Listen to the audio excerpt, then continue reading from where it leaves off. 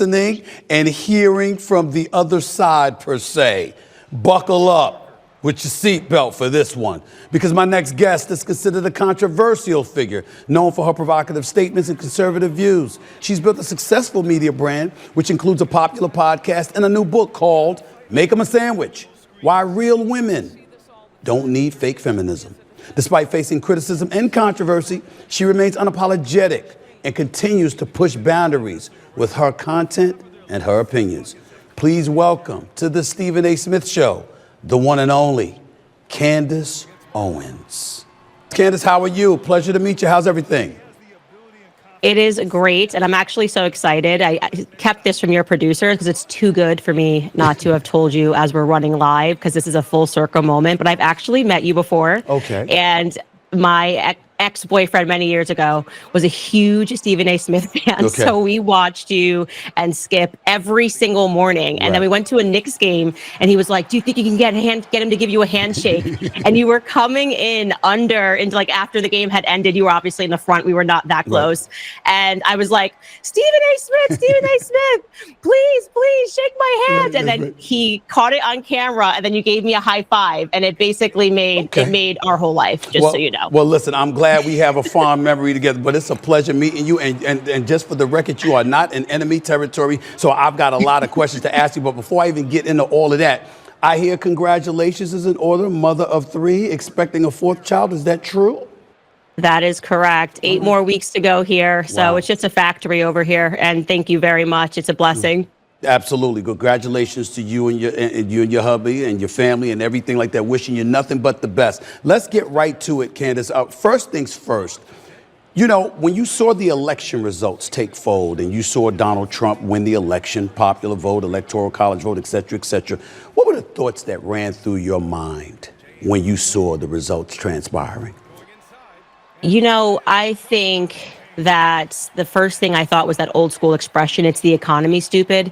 You know, we've done a lot and everyone's screaming at each other all the time. There's been all these social movements and he versus her and black versus white. But at the end of the day, people just weren't living well under the Biden regime. I call it a regime, but it gets down to how was I living? What were the gas prices? How expensive are groceries? Are you willing to try something different? And I think genuinely, there's a fatigue that is setting in, that has set in, that was beginning to sort of percolate, of people that are just exhausted with being angry. Do you know what I mean? Like the media constantly selling, this guy's this guy's that, she's this, she's that.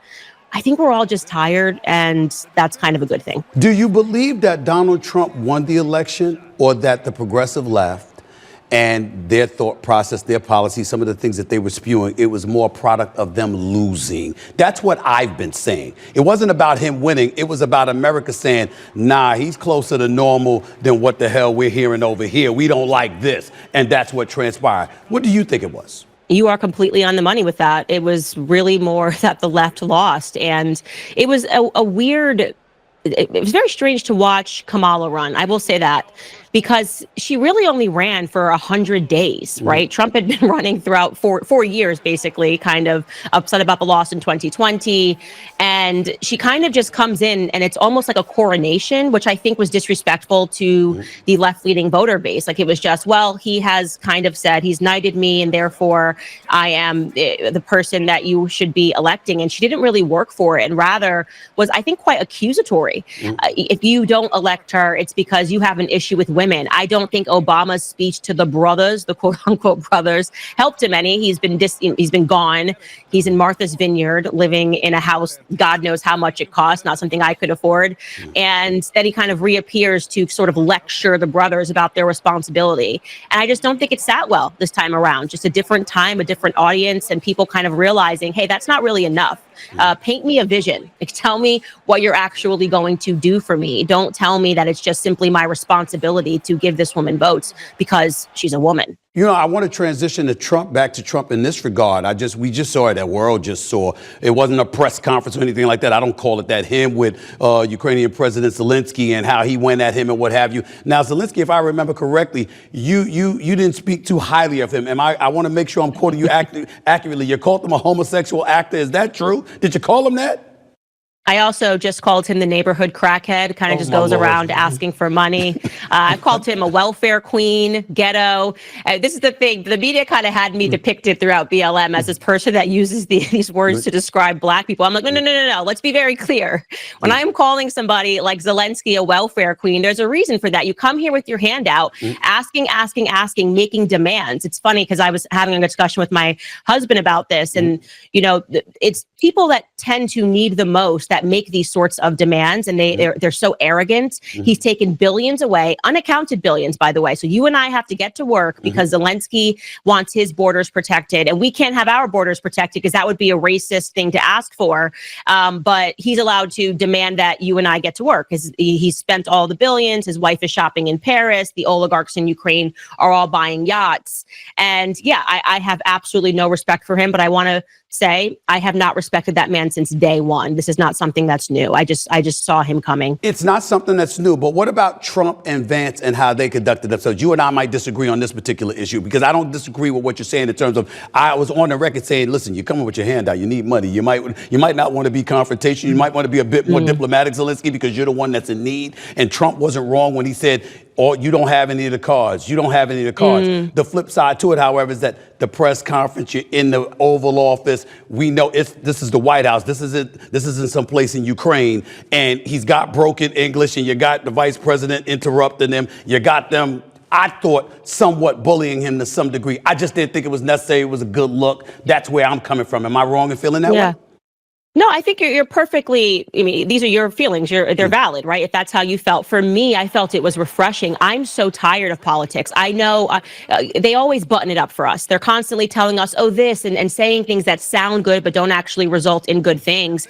And I think it was sort of the frustration of how much he has taken from America to not come with some respect. And I likened it to, even when you go to your granddad's house and it's your birthday, your mom kind of makes you wear something special. He's going to give you a card and slip some cash in there, $100. Granddad's always good for that.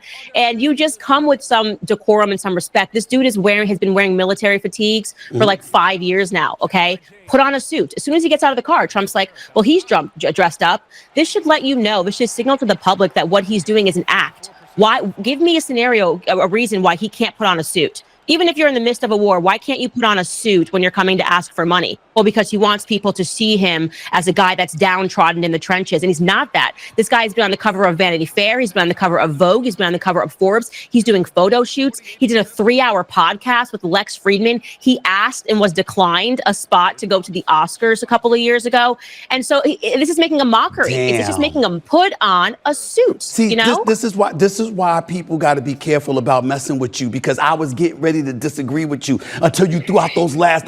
I didn't know he tried to go to the Oscars. I didn't know he tried to be on the cover of Vogue. I didn't know that stuff, Candace. I honestly didn't know. Okay, that does change it a little bit. And he is a literal actor, by the way. You know that, just, right? That I know. Well, I will say this, though. Any sympathy for the fact that Russia did attack his nation? I mean, that there is some sympathy for that, right? We see the rubble. We see the catastrophe that is Ukraine. We see Putin bombing them, for crying out loud. We've seen that happen, right? Yeah. So the thing for me is, and the reason why I say that I've had this opinion since the very beginning, is I don't rely on politicians. I think all politicians lie. And so I was reading the transcripts leading up to this moment of Putin's speeches and Biden's speeches and trying to discern what the truth was. And Putin was saying, you guys gave us assurances that NATO was not going to expand 1 inch eastward into our territory. Essentially, NATO is a military. We were putting a military on his border, despite in 1989, when the Berlin Wall came down, as a condition, an agreement for them to agree to take down the Berlin Wall. We promised, and you can go look at this in NSA declassified documents. James Baker was the Secretary of State at that time. Yes, he was. We promised them that we would never move NATO eastward. So you have to imagine the memory that they have, and they're going, why are you now doing that? Now all of a sudden we're saying that Ukraine is going to join NATO, and he's saying this is unacceptable. America can't keep changing its mind. And so when I was able to validate what he said and to read the speeches, you cannot walk away from that without an understanding that we are the aggressors. Everything that we say Russia is doing, recreating the Soviet Union, we are doing that. What is the European Union? What is NATO? And we've been getting away from it for too long under this guise of, quote unquote, spreading democracy. So I fundamentally disagreed with what I saw as Western propaganda trying to paint Putin as a monster for holding us to our promises and not telling the public that. He just randomly woke up one day and just said, I want to do hood rat stuff with my friends. And he went into Ukraine. That's a fairy tale. That's not what happened. And not beyond that, like you saw when he sat down with Tucker Carlson, he asked to join NATO himself. Why are we not having a productive relationship with Russia? I call that Cold War hangover. People that grew up under their desks afraid of a nuclear bomb can never see Russia outside of being villainous. And quite frankly, I think Zelensky he's suspended elections. He's locked down churches. He's locked up nuns. I'm a Christian. I don't like this guy at all. That's Candace Owens. That's Candace Owens, being quite honest. I get that part. Let me transition to you specifically and get to the real reason I wanted you on this podcast. First, before I even get into that, I want to ask you, I know your voice is very, very powerful. For those of you who don't know, top 10 on Spotify. I mean, you're one of the top podcasters in the nation, if not the world. I know everybody tries to listen to you, and they should, because you are not an idiot. You know what the hell you're talking about, and you can challenge anybody, and I give you credit for that. I got to ask, however, though, leading up to the election, your voice was far more conspicuous in the past, over the last several years, than it was right before the election. Am I wrong in saying that? And if I'm right in saying that, why was that? Yeah, so there were some life changes, obviously. I was pretty publicly fired. So there was a lot of things that I was just doing, trying to start my own business and to get back onto the airwaves. But going back to what I said earlier, I have had sort of a fatigue with politics. I was quite bored, really, with the same arguments. I need a little bit of a challenge. And for me, I like people to argue things honestly. Whatever your opinion is, it's totally fine. But just let's argue honestly and not use all the same rhetoric. And so to be this far into, this is like the third time Trump is running and we're seeing the same thing. Oh, everyone who supports him is a racist, is a sexist. I'm just bored, and I've always, by the way, been very passionate about culture, vaccines. I'm also a mom now. So in the beginning, I was married. I had no children. Now my interests have naturally shifted since becoming a parent. And so I think people are seeing more sides of me. And in many ways, I'm growing up publicly. And it's been refreshing, refreshing kind of take people on the journey and to show people that I'm not just a Trump supporter, which the media did a very good job of painting that caricature of me. You don't think that's you don't think that's I don't want to call it a caricature, but you don't think that's an accurate description of you as being a Trump supporter? No, I am a Trump supporter, but I'm not just a Trump supporter. Understood. And I think in the beginning, they kind of made it seem like I was always angry, always talking bad about Black people, which is like any person that listens to my podcast. White people get it 10 times worse, but the media will only pluck a clip when I'm speaking about a Black issue. And then it's, oh, there she is again saying stuff about Black people. They did a very good job of conditioning, I would say, the public just via the mainstream media and flashy headlines to think that I had, like, they called me like a self-hating Black person. Right. It was completely wild. It was out of control. Well, listen, this is the thing, and this is the thing that gets me in trouble, because obviously me being a Black man, me being a centrist, sort of center left as opposed to center right, I've been one that was inclined to vote Democratic, at least for the presidency for the vast majority of my life. If it was anybody other than Trump, I think I would have voted conservative this time around. I'm sort of becoming even more enlightened. I'm going to use that word because I was so disgusted with the left and what I saw. My patience is run thin at times. And then I've listened to you over the years, and one of the things that I didn't like is like what you just described, what people would say about you. And I'm saying, well, wait a minute. Is she wrong? What is she saying that you disagree? Yeah. How come you can't say you disagree with and make your points as to why, like she does, as opposed to just attacking her? Which brings me to my next question. What's it like being a Black conservative in America? Nobody better ask this question than you. Honestly, it's a hell of a lot easier than it was when I first got into this back in 2015, because that was the first time they saw Trump, and people just could not see past how could this possibly happen. And I think the media had a stronger hold on people's minds then than it does now. Now we've seen the explosion of independent media. People are able to get their voices out outside of the New York Times and CNN and Fox News, and that's helped tremendously to defeat all of these media caricatures that are being created. But I find it now, it's pioneering, to put it in a nice way. And I think it's the most rewarding thing ever when what I have found is that if you just stand for truth, even in the beginning when it's really hard and people say terrible things about you, and I've been called everything you could possibly imagine, then there's that moment, even if it takes years, where they do come back and they say you were right, particularly about BLM. I mean, I was hitting the drum about the finances so early, and I'm going, this, like, I'm not saying that you don't have feelings about this thing, but I am telling you something else is going on, and this is going to harm the Black community in the end. This money is just going to be zapped out of communities, and communities are going to be destroyed. And then when that was proven right, it was so refreshing to hear people say, yeah, we kind of hated her for a really long time. We're kind of saying this for a really long time. And then, the fraud of Patrisse Cullors and what they were doing with the money. And so my brain just works differently. I am different, and I'm happy being different. I don't want to be the same. But I also do respect, I think I've learned in the process as well, is to just respect where people are at. My sisters did not like where I was at when I started speaking in the way that I was speaking. How many sisters do you have? I have two sisters, and they're my best friends. So one is a year older, one's a year younger. So we're like a trio. So they sandwich you. They sandwich you. They will get you. They sandwich you, huh? Well, they just didn't really care. Right. To me, that's Candace. I've always been different, Right. and they didn't know what I was on or what I was thinking. And now this last election, they voted for Trump, which is crazy. Like, that means they were fully on the left, and they just sort of saw it. And so it's just been cool to see that. And they now like my podcast. Before, they didn't even listen to it. But we always had, I grew up obviously not obviously, but my family has a great sense of humor. And that was one of the worst things I hated about BLM, is that I've always thought that Black people culturally, we're the funniest. We're the funniest. You always want to go listen to Chris Rock, Chris Tucker. And you saw that removal where everything was just taken so seriously. We're so easily offended.